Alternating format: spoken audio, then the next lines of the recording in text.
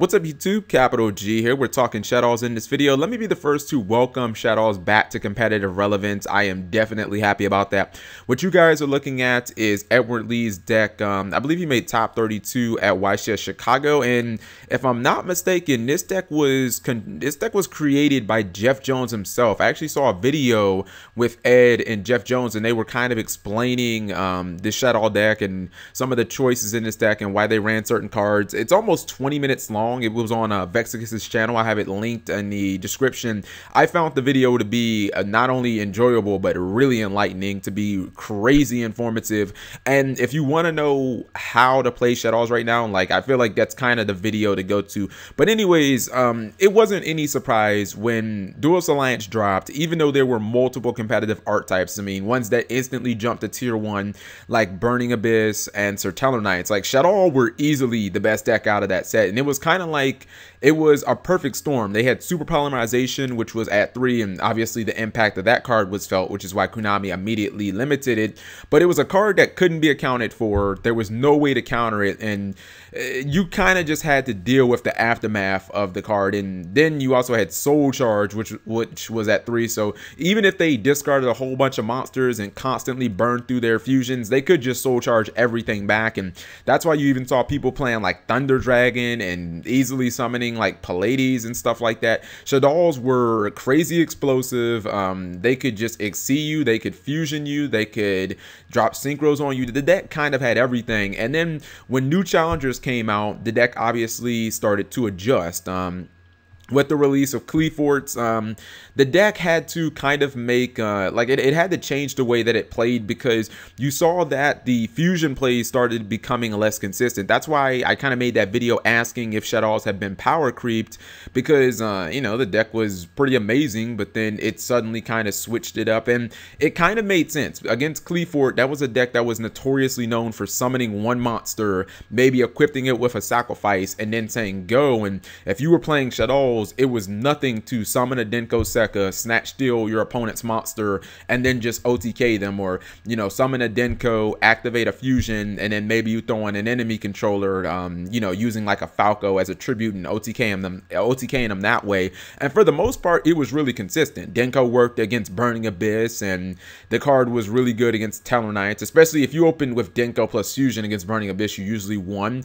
But after that, I felt like Shaddolls kind of fell off the map. Now, I never thought that the deck became bad. I just thought that there were certain things that the deck was good at that were really put in danger.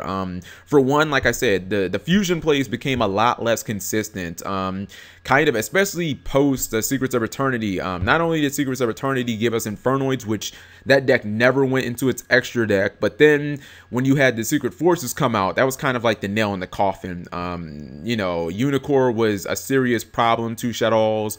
The card not only negated Construct and Winda, but then, you know, Shaddolls just, they didn't really have, like, the plays that they wanted to do didn't really affect Necros. And Spirit Beast, they were a deck where they could uncontact when your opponent used the fusion, so you weren't getting the free pluses that you were getting when you were playing kind of in the Duelist Alliance format. Yosenju, again, another terrible matchup that never goes into its extra deck, and your fusions could constantly get bounced by Kama 1. So I think that Shaddolls kind of had to go back into the lab, and you see that the deck has definitely adjusted. One of the biggest things that anybody will notice of Shaddolls is the fact that they're back to playing traps again. You know, when Shaddolls were primarily the OTK deck, they were only running, like some people like myself, I only ran one trap. The only trap that I ran was this, but we all knew, like, you could see the writing on the walls with Necros. You just knew that that OTK lifestyle wasn't going to work, because Valkyris was a card, and it was kind of like Super Polymerization. There really wasn't a way to account for it. If you weren't playing traps and your opponent searched out the Valk, there was really nothing you could do, or there could obviously be the possibility of them just drawing the Valkyris. There just wasn't any way for you to stop that card. What I really like about Shaddolls is, once again, you're seeing the deck adapt. You're seeing the deck change its playstyle, and that's why I think it's becoming very relevant again. When Shaddolls Shaddolls first came out, they had those crazy uncounterable super poly plays, and they used to make soul charge into just huge boards that you probably weren't going to be able to counter. I mean, if your opponent soul charged like a double Winda, a construct, and then made like a Pallades, what were you going to do about that? And then after that, you saw Shaddolls go completely offensive. They said, we don't need no stinking traps. We're just going to summon Denko. We're going to throw all 6 cards at you. We're always going to go second, and we're going to throw a whole bunch of cards in our deck that let us control your monsters, the snatch steals and the enemy controllers. And now you're seeing Shaddolls say, okay, well, if we know what the meta is, we'll run ways to directly counter that, and we'll really try and make sure that we have a really strong grind game. And Shaddolls have never really been about the grind game. That's why I like it, because it's like the deck is showing new layers. You know, Shaddolls have never been a deck where it's like, man, we really want to go 9 turns in. That wasn't the MO of Shaddolls. You really wanted to end the game by turn 4 consistently. But now if you look at these builds, okay, well, they've obviously attacked the meta. You see 3 mistakes right here. That's gonna get you easy game 1s against Sertello Knights and against Necros. Yeah, may conflict with the 2 hedgehogs in your deck, but for the most part, you're just gonna get auto wins. And then the grind game is real in this deck. A lot of decks will actually struggle to kill Falco. Like, even if they know that it's a Falco set, it was sent there through Shadow Games or Mathematician, there just aren't enough good ways in Yu-Gi-Oh to kill face down monsters and not actually trigger them. They're just, yeah, there's like Nobleman cross out, and I can't even really think of any other great ones like Neospatian Grandma, a whole bunch of cards that nobody uses. And Falco is actually a really great card because it kind of serves the same purpose as like Sur and Graph and Burning Abyss. Not only does it absorb an attack, but then it can get you another monster, which can obviously trigger. And I used to think that this deck automatically lose to Necros of Unicorn because, you know, it shut down Winda and it shut down Construct. But now that I'm starting to realize that if you throw out a Shikinaga early enough in the game, even if it dies, if you get it back with a Falco, it's actually a real big problem for Necros. Shikinaga not only has that huge 3000 ass, but when your opponent summons the Trishula, all you have to do is negate, and since it wasn't summoned from the extra deck, they can't use Brio and spin it back, and it won't be negated by Unicorn. So people are starting to go like triple Falco, so that when the constructs and the Shikinagas die, they can obviously just bring them back and abuse them, because these 2 broads are actually a real big problem for Necros. I also think that Shaddolls' willingness to go back to hand traps gives them just a huge edge in game 1, because I mean, it's really good to have Windas and constructs on board, but like if you have a Winda backed up with something like an Effect Veiler, your opponent is probably not going to be able to get over it. A deck like Teller Knights, they're just in a really bad position because Winda already does a number on them, but then when you have that Effect Veiler to absolutely shut down the potential of an Altier play, okay, what are they going to do? I mean, you can Alpha Nova, but you're not going to draw. And even if you get your effect, you only have 1 monster on board. You're not actually making any headway.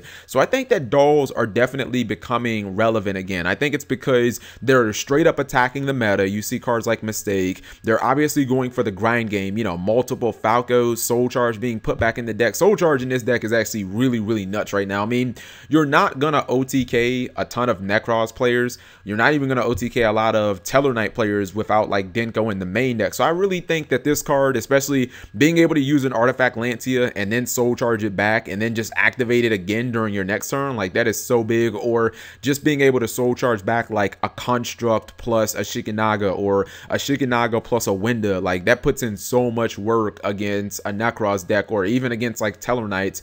So let me know what you guys think. I think that Shaddolls are not going anywhere for a while, and with the Stars to Rest being added back into the deck, which I mean, we've never even had that in the TCG, and now we still have Construct at 3. It's kind of like sky's the limit. We may even see we might see Shaddolls even adapt more. They may go more offensive. They may go more defensive. Who knows? But I think that it's very interesting, and it's very cool to see Shaddolls back to relevance, because I think outside of Gladiator Beast, this is the most fun that I've ever really had playing a Yu-Gi-Oh deck. So thank you guys for watching. As always, subscribing makes life happy.